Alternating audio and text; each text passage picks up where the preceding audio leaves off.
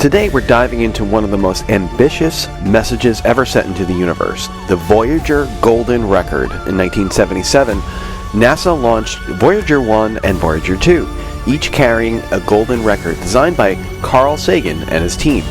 These weren't just spacecraft, they were invitations to aliens, if aliens exist, to hear who we are, what Earth sounds like, and maybe answer the eternal question, will aliens eat us?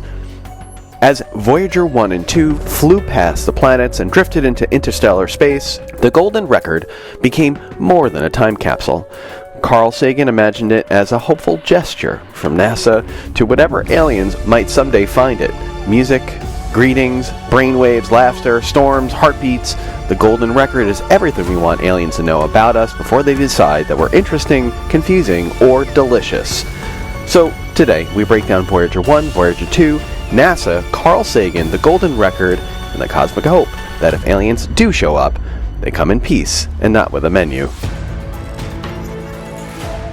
And if you are interested in golden music lessons, click below and you'll be able to get a free online lesson today. Nice. That's interesting. What is that song there? It is also Sprach Zarathustra. Is that the correct pronunciation? Yeah, by Richard Strauss. Yes.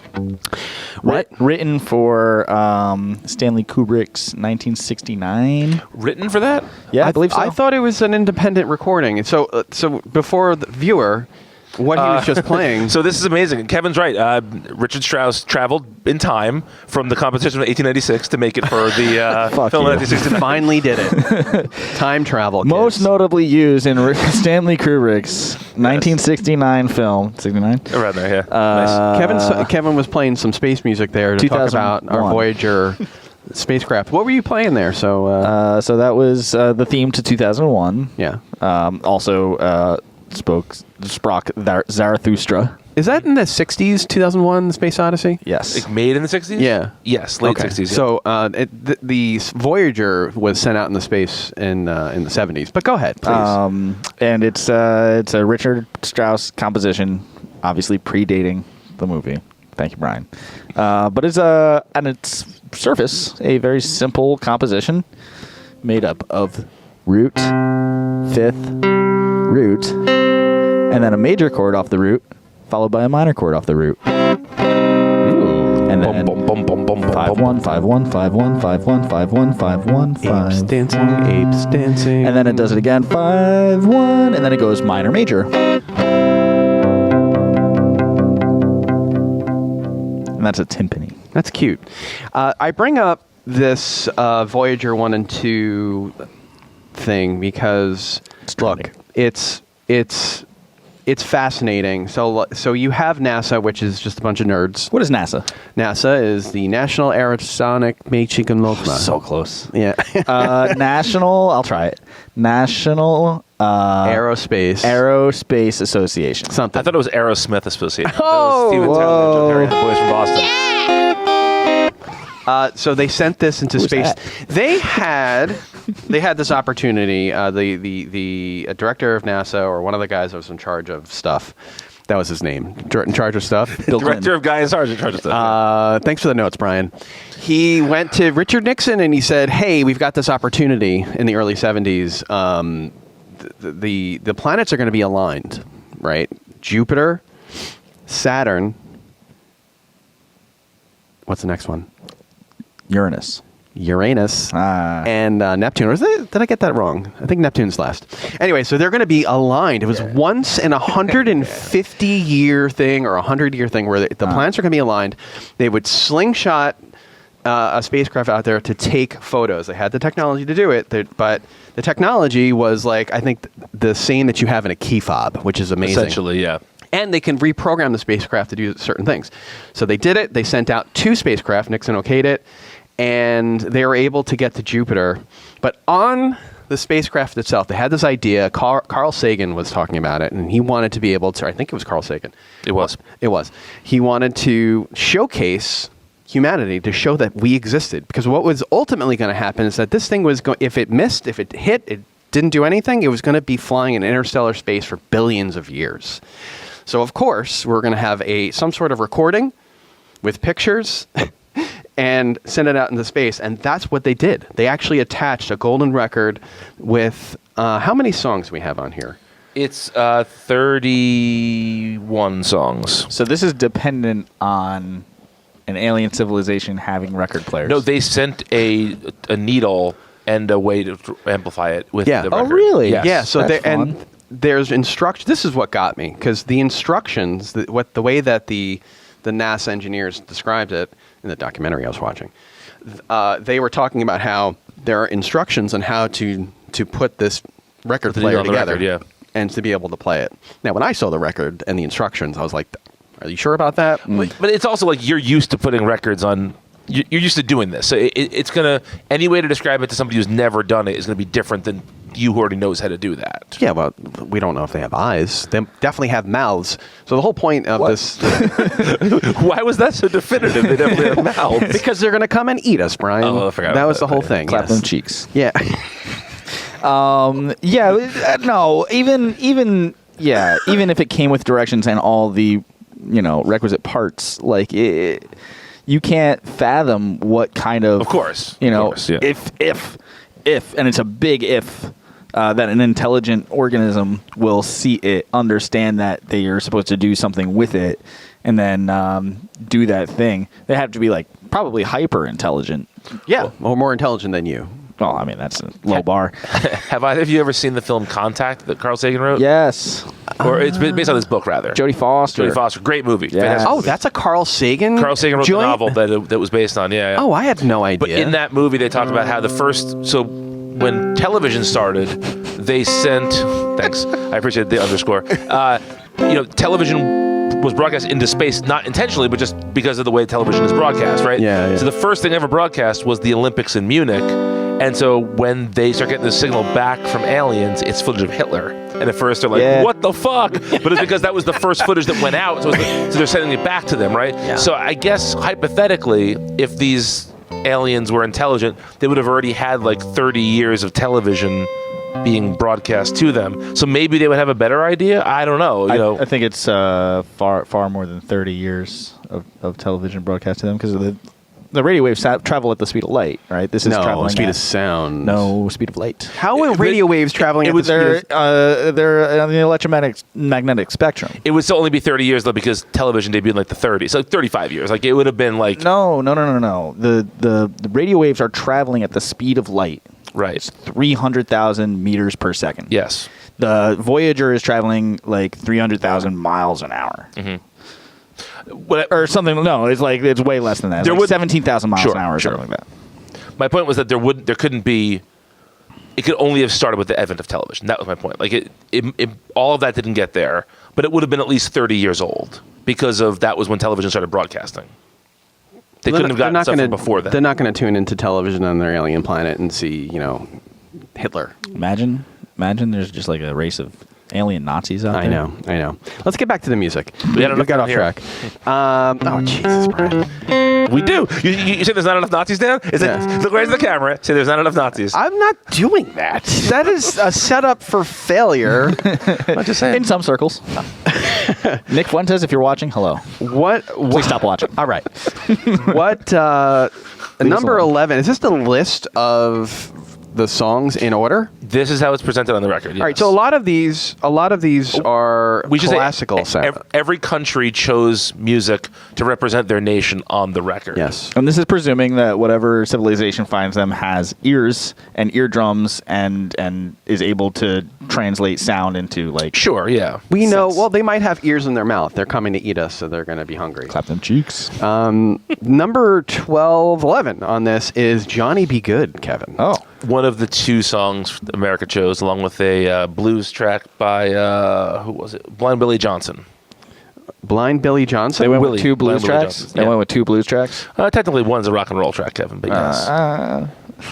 Okay. Kevin, what would aliens with ears in their mouths hear? Oh, I'm so glad you asked, Dan. Probably something to the effect of... I I want to hear it. I don't want to hear your... Marty McFly over there. Is that only where you come from? Okay, I'll do it. Yeah. It goes like this.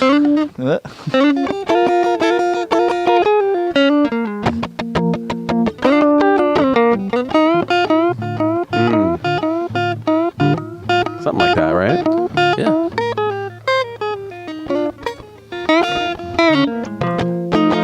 That's it. And that was one of the...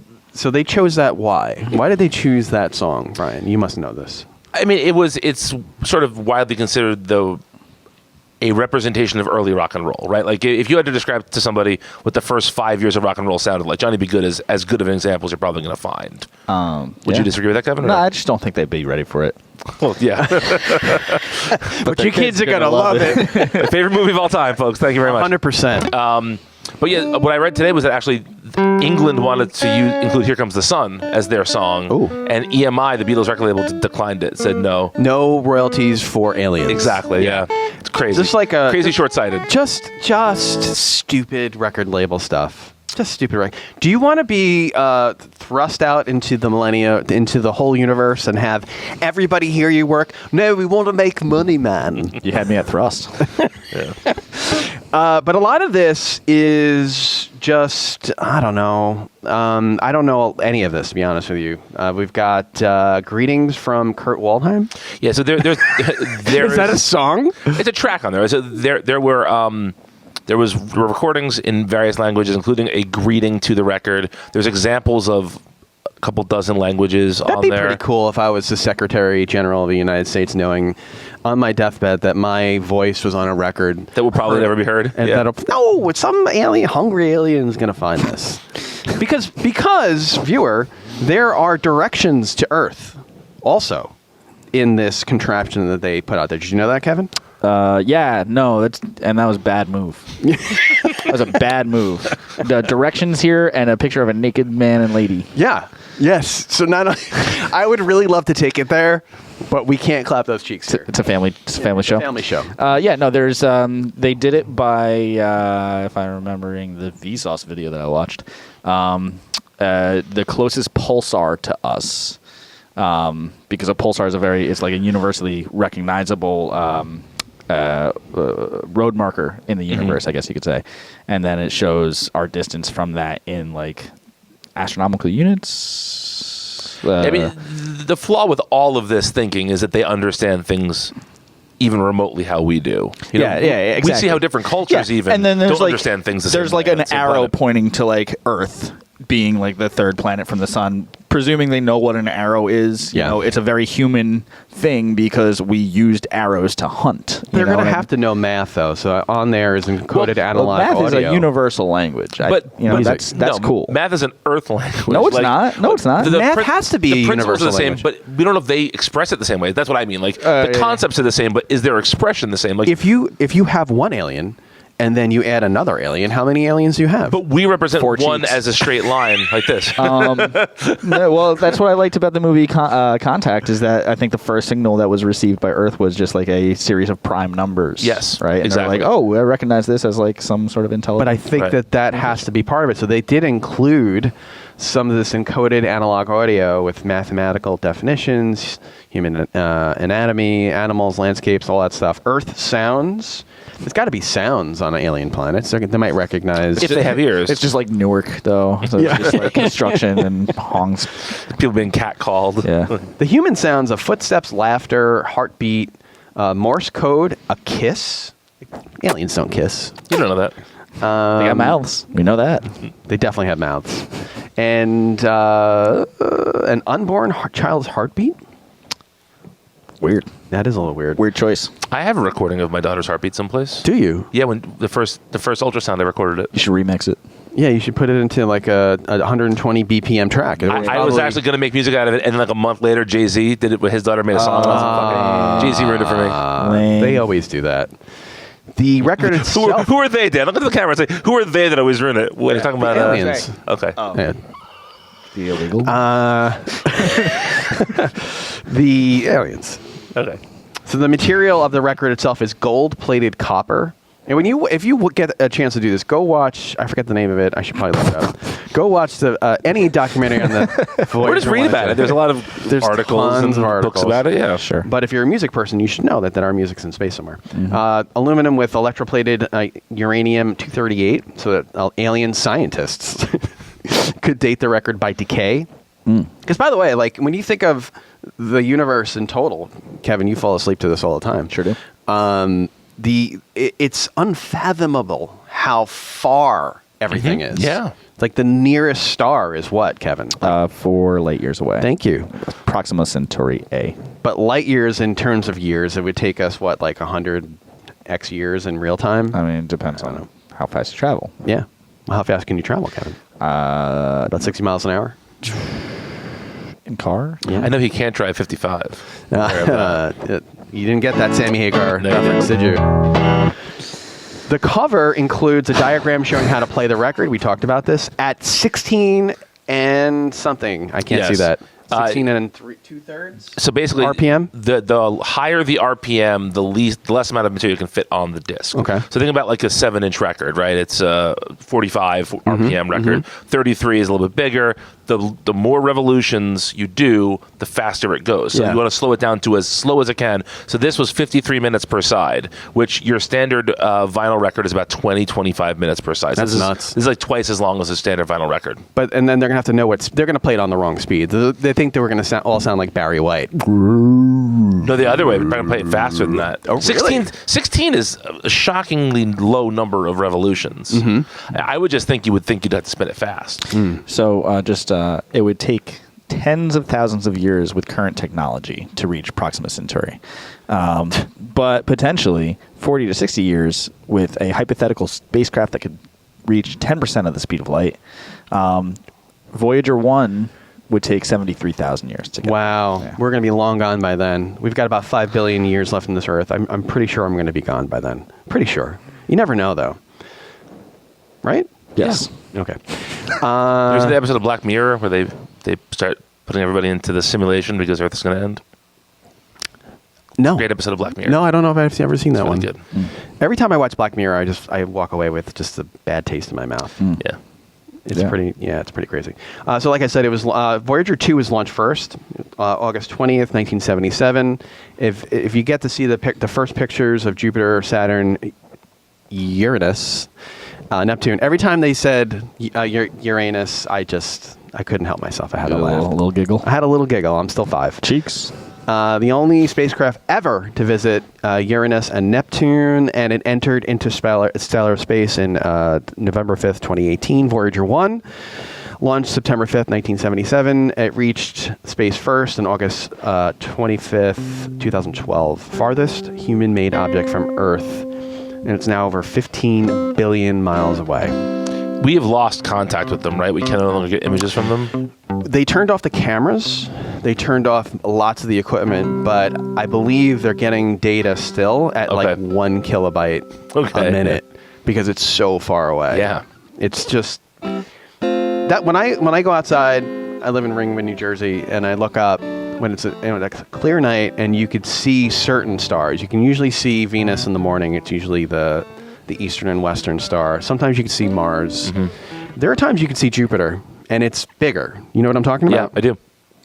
My brother worked for NASA for a number of years, so I like a lot of the space stuff too. Oh, it's something that if I was smart enough, I wish I was able to. I wish I was able to be like an astronaut, but I'm not smart enough. Yeah, my brother applied. He was in the last 20 people cut from the 2010 class, maybe it was. He was a pilot when he was like 16. He got his pilot's license, and he's a planetary geochemist, so he has the education for it and all that. But he didn't make it. He was actually trying to go to Mars. That was his goal.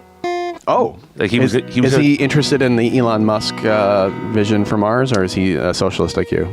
He is a socialist like me, but he studied. He's a Mars specialist. He mapped the Mars rover for like 5 years, and he travels to Antarctica every few years to collect rocks that they think are similar to the rocks on Mars. So he studies those rocks. Right. He's basically a geologist. Well, some alien is going to be studying rock and roll Exactly. at some point. Let's go through some of these tunes that we have here, and we'll wrap this bad boy up. So, a lot of the songs are what you'd consider sort of standard classical fare. There's Bach, there's Beethoven, sort of classic bits of music. And it makes sense that you would send music without language, both as a representative of the whole world, not just, reliant on one language, but also in case there isn't, you don't want to send. You don't want them to think that you're insulting them with the music that you're sending them lyrically, if they can even understand what a lyric is. It's also hypothetical. When No. you don't know. No! What alien are you going to insult? If they don't know what you're saying, they could be threatened by it. They could think it's a. Be easily triggered. Yeah, you never know. They're snowflakes. Come on, we know this. Keep your language in your mouth when it comes to insulting aliens. I think it's an insult. Keep my alien's name out your mouth. Out your goddamn mouth. Is that what you're trying to You say? gonna slap me like Chris Rock? It's one thing to... I think it's bold enough just to send the dang record, right, and then have this idea that radio waves are going to reach some sort of civilization at some point. That's insulting enough. But the notion that some alien's going to be like, what did they say? No, what I mean by that is you never know how they're going to take anything. Think about it. If something just dropped onto Earth now, Yeah. and it was a noise you never heard before, and it sounded aggressive to you, your brain would say that could be a threat. That sounds like my mother-in-law. Hi-oh, look at this. The fucking borscht belt over here. Whoa, hey. Take his wife, please. But so this way, you can you're eliminating some of the a possible miscommunication. Although Johnny Be Good could sound like a war cry. We just don't know. We don't know what their culture's like. We have no idea. Maybe what is it in A? B flat. It's in B flat. Yeah. So maybe they don't like B flat. Maybe. But B flat is as far as like we understand how air, right, works, oxygen, or like how the atmosphere works, and how music hits certain waves, right? We don't understand where it's so going to... close. I was trying to get there. I had two thoughts in my head. Yeah, well, I mean, if they try to listen to this in a vacuum, it won't work. It's not going to work, correct. Right. So if you're listening on headphones in an alien planet, which is not going to happen, how are they going to listen to this? They're going to listen to it in their lair? It has to have some sort of medium for the sound waves to travel through. Yes. So if there's no air in there, they're not going to hear anything. It's true. It's true. But also, we also know that they have to have some Ears. sort of... They have to have ears. Yeah. They definitely have mouths. We've already established that. Actually, if they didn't have ears, they could make you feel the vibrations of it, depending how attuned the vibrations they were. Sure. Maybe they can drive on it. Maybe they're really tiny. You drive on a road? Have I ever driven on a musical road? No, I haven't, Dan. Tell me all about It this. exists. There are roads that have... In Holland. In Holland. You drive along that strip in a And- place like Yeah. Mare Had a Little Lamb or something. Yeah, so maybe they're really tiny and they'll just drive on it and they'll be able to hear it, but they don't have ears. They definitely have mouths, though. We've established this. So I had a fun idea here, which is I want us to sort of pick songs that we think, if this was to be made today, and if Real Brave was put in charge of making the record, what songs do we think would be appropriate to choose? So Kevin, I'm going to start with you. What's a song you would want to put on a new golden record? Oh, man. Probably the 45-minute long tweezer from Bozeman, Boo! Montana, Fish, 1994.